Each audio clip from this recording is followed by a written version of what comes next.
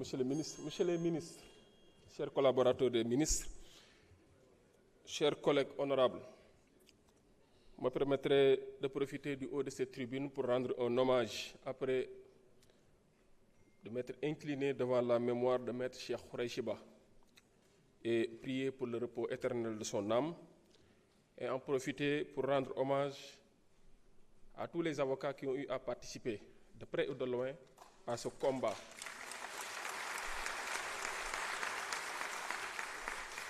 Je veux citer à travers ceux qui sont présents notre confrère Ciré Clédor Ly et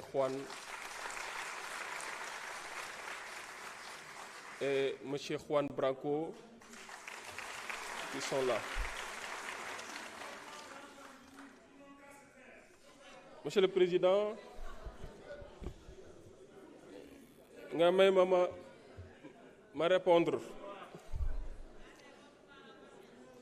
répondre en tant que président de la commission des lois saisi au fond.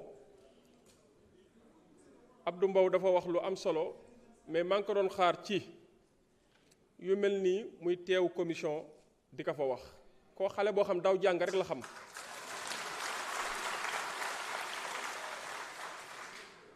daw jàng rek la xam bu ñëwee examen bu ñu ko tegalee sujet day sentir sujet yi di jaar ci yàlla yi moo tax comprendrewul dara mais jamonoy joxe résultat ngay xam ni def nga hors sujet loolu benn la. ñaareel ba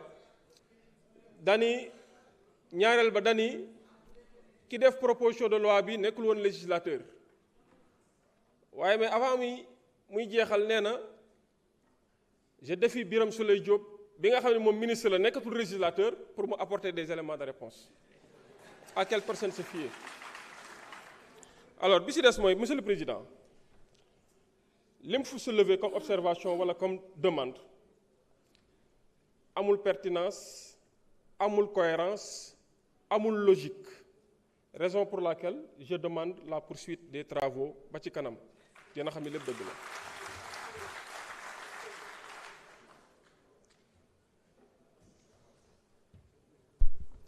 Merci beaucoup. Monsieur le rapporteur.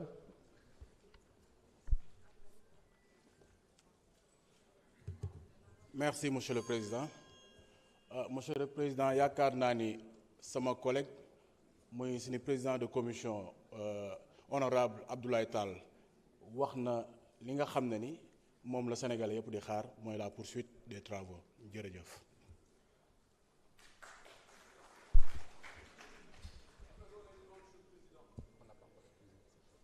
Laissez-nous terminer d'abord cette procédure.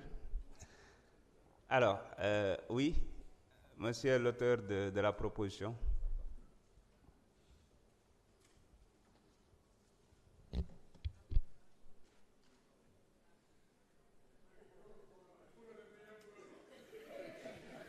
Merci, Président. Donc, je n'ai pas d'observation particulière. Et je souhaite que les travaux puissent se poursuivre. Merci.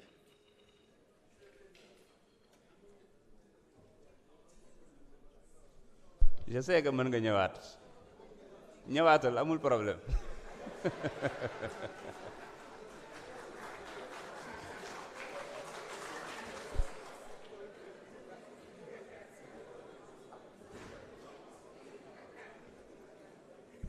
Merci, Monsieur le Président.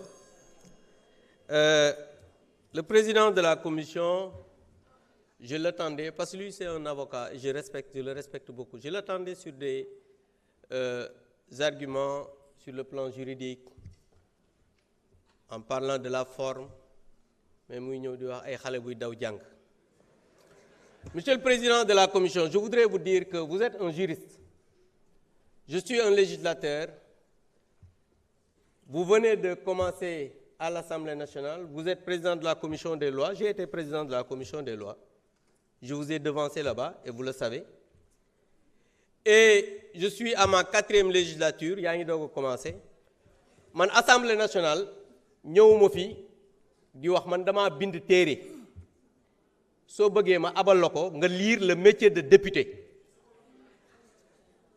Dans ce pays, il faut que les gens sache raison garder. C'est pas parce qu'on est un avocat qui n'a peut-être jamais gagné de procès qu'on peut venir ici pour parler de législature assemblée li ma ci xamoo ci asaka bi.